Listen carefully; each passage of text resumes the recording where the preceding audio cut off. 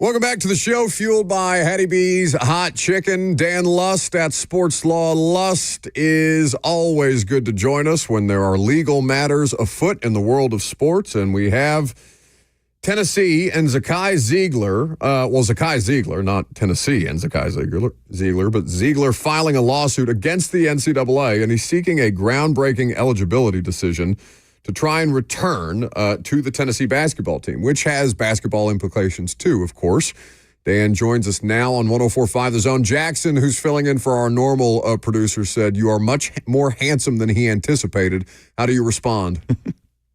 I think he's only looking at my Twitter avatar, but I'm a real person. And you should see when I take this beard off. Way more attractive.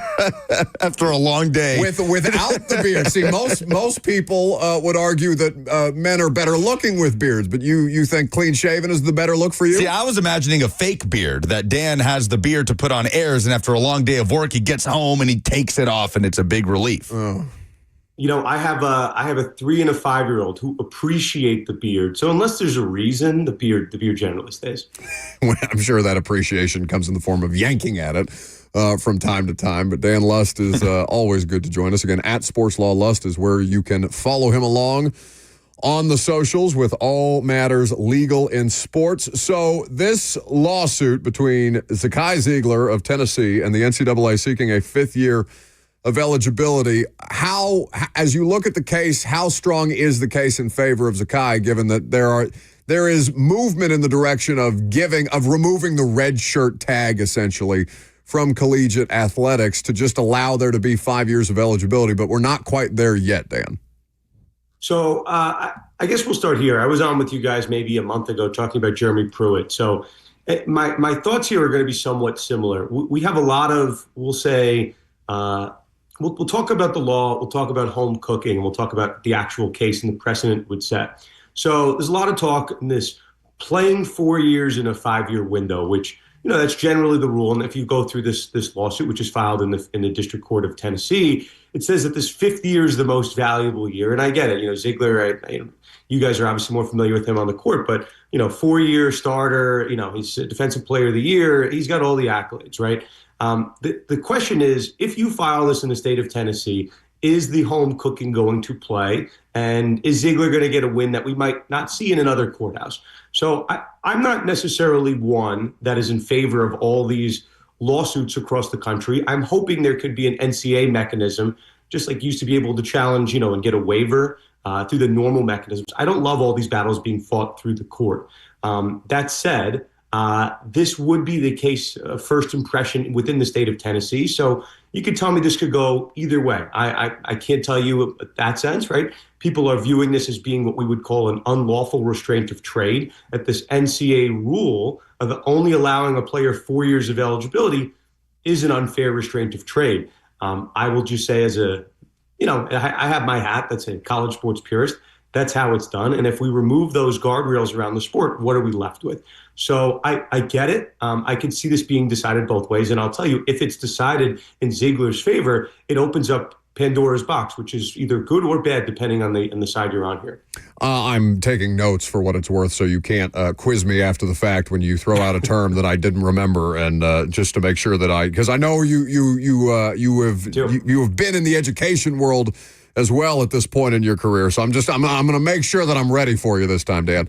I haven't said any big words yet. Don't worry. Unlawful restraint of trade was the first phrase that got close, so it's in my notes, just so you know. You have to change your bar of what you qualify as big words on this show, Dan. Yes, we're very, very stupid, as you well know, because you have to handhold. I have been told that. So yes, I'll be aware. Unlawful restraint of trade is a big word. I apologize. I was wrong. That was a big word. It's too many hyphens for me as one word. But I guess, Dan, my question is as to why you're not a fan of these things being metered out through the court system. Is that just because of the variance from state to state? Like, what is the crux of your issue there?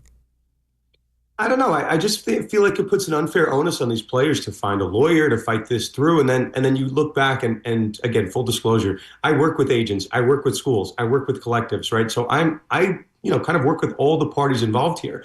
And think about what's going on, right? We have a lawsuit challenging whether or not Ziegler can have this extra year. So we just had the NBA draft lottery, right? There's a lot of moving parts here. Collectives have to figure out their budgets, and they're not sure if Ziegler is going to be able to play or not. And you have the Spire Collective saying he's worth $4 million, right? Those millions of dollars have to be allocated either towards him or to another player. So I'm very aware, and I've told you guys this every time I come on the show, that the wheels of justice turn very slowly.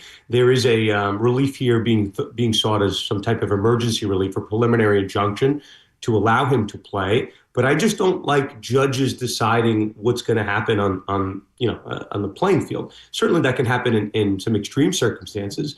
But we have a version of this lawsuit being filed across the country. And, Buck, to your point, I think it opens up inconsistent judgments around the country, number one. And I just think this should be done at the NCAA or the conference level or some level that's not a courtroom, being decided by judges that are not sports people.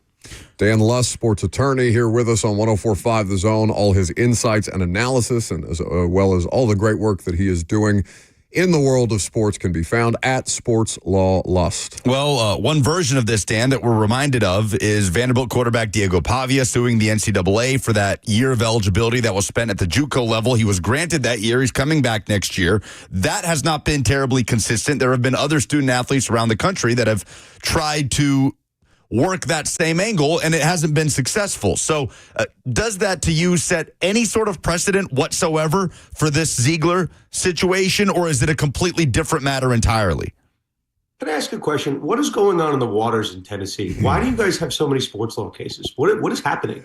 We're just happy that we're not Cleveland at this point in our lives. Just want to be front and center in all of this stuff, Dan. You just don't have to be the most problematic or the most confrontational, I guess. No, I mean, listen, I say this half jokingly, right? Like, the reason that collectives are allowed to pay players money across the country is because of this Tennessee Attorney General case. You mentioned the Diego Pavia case, Jeremy Pruitt. There's a lot of lawyers that are involved in the space. But and a Tennessee state law that says they don't have to follow NCAA rules. Well, but to your point, Dan, I do think that at least from the University of Tennessee and the litigation on their side of things, I know that's not specifically related to Ziegler or Pavia, but I do think that they are trying to have a say in how this new world is shaped from a legal standpoint. The answer is yes. The answer is very much yes, and I support it. I support people trying to enact change, right? And mind you, I know what I just said is somewhat contradictory. I don't like these things being fought in the courtroom, but I'm hoping that the NCAA gets the message and the conferences get the message, which seems to be the case, and they do something to change it. So I just don't want this to be the norm. But Lucas, to your question, again, let's talk about, as football people, right, as sports people. Diego Pavia wins his case because he had 1 year at the JUCO level as opposed to 4 years at the Division I level. Do I think that's terribly different? Not really. I think you played 4 years of collegiate football. But if you ask the judges that are involved in these cases, they say it's very different. They say 1 year at the junior college level plus 3 at the NCAA level does not equal 4 years of football. It equals 3. Now, as a sports person, I don't know if I agree with that logic. Right. I don't think they should be treated separately. I mean, if you're an NFL scout, you're certainly looking at tape of the JUCO year, and you see a ton of throws. The question is really playing time and reps. So I don't know if those two things should be treated differently. But Lucas, what I will tell you is that judges around the court have viewed that distinction as being very significant. 1 year at JUCO plus 3 years at the NCAA level does not equal 4. They have then said in those instances that you're entitled to that 4th year, and that's why Diego Pavia won his case. So I do think it'll be relevant to the analysis here, but just, okay, Buck, take out this pencil, the pen, whatever you got. I'm ready for this. Is it a pen, pencil, or could it be a crayon before I assume anything? You know what? That's not funny because I went and bought a pack of crayons the other day for colored pencil reasons that are that we'll discuss at a different time. But I've got my blue pen. I'm ready. No, it's one of those, Dan, that like when you flip the switch, that there's like I've got green on here. I've got orange. Yeah, there's a couple of different things. Hit me with it, lawyer. I like it. So here's the. I always come with you for the facts here. What Diego Pavia did, or that case, there's two concepts in the law. There's binding precedent and persuasive precedent. Binding precedent is a law of a rule of a court above another court within the same state. So it has to be, like we'll say linear, right? A state court decision is binding on a lower state court decision, or a federal court decision in a state is binding on another federal court within the state, or obviously the Supreme Court or the circuit courts will get there. What's happening now with Pavia is not really the same case with Ziegler. So anything that's not exactly on all fours will be viewed as something called persuasive precedent. And the whole country has looked at Pavia, and there's 50 states right across the country looking at the Pavia decision, or 49 here, and that's persuasive precedent. So I guess going back to my earliest point here that I made today is that this is not binding precedent. You could have inconsistent decisions, right? People can look at Pavia, but a judge in, we'll say, North Carolina or New York is not bound by what the Pavia court said, and they won't be bound by what the Ziegler court said. So you could have the exact same player have the exact same lawsuit, a 4-year starter at an ACC school or a Big Ten school, and that player could be granted the 5th year. So I don't love that. I'm really hoping that this pressure of inconsistent judgments and inconsistent state laws pushes states and conferences to have some more of a homogenified, framework here. I don't know how close we are, but I know this is applying pressure. Homogenified is also in my notes at this point in time. I think I made that up. You may have, but Dan, it's not enough that we already knew you were smarter than us. It's that you're constantly now reminding us of that.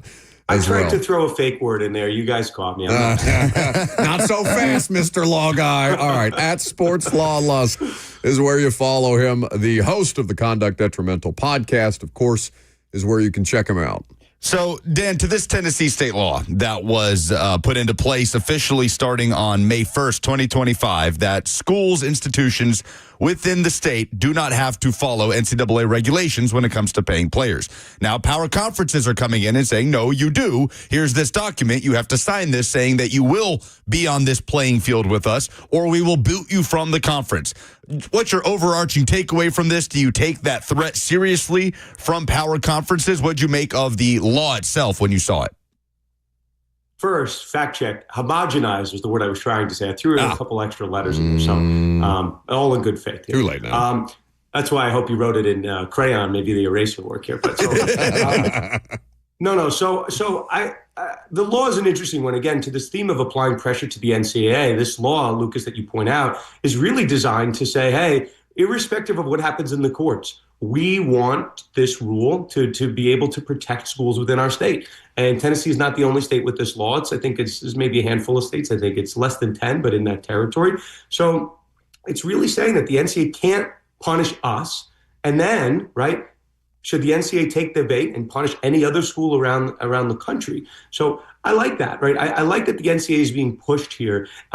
We could talk about this House versus NCAA settlement that I think I came on your show once upon a time and I put the odds of this thing being passed at like, I don't know, I think I might have said minus 150, minus 180. You had people treating this as kind of like fact, like the equivalent of minus 1,000 or minus 2,500, which coincidentally is Scotty Scheffler's odds to make the cut, which I might have bet on in a very irresponsible manner, but who doesn't like the sweat? Damn.